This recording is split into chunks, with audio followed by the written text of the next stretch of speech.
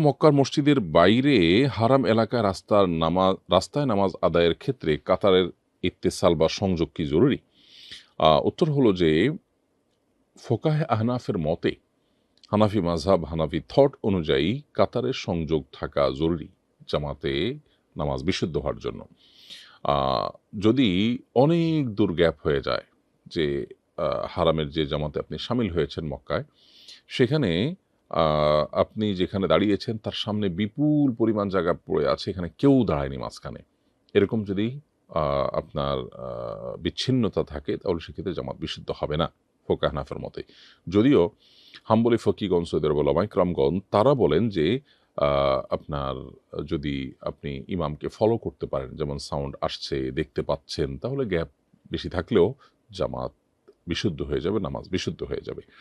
তো যারা হানাফি thought follow করে থাকেন তাদের জন্য কর্তব্য হবে আগেভাগে হারামে গিয়ে জামাতে এমনভাবে শামিল হওয়া যাতে মাঝখানে অনেক বড় গ্যাপ তৈরি না হয়। হ্যাঁ, যদি গ্যাপ থাকে এবং সাইডেও কিছু মানুষ দাঁড়ানো থাকে আর গ্যাপটা কাভার হয়ে যায় তাহলে সেক্ষেত্রে নামাজ বিশুদ্ধ হয়ে যাবে।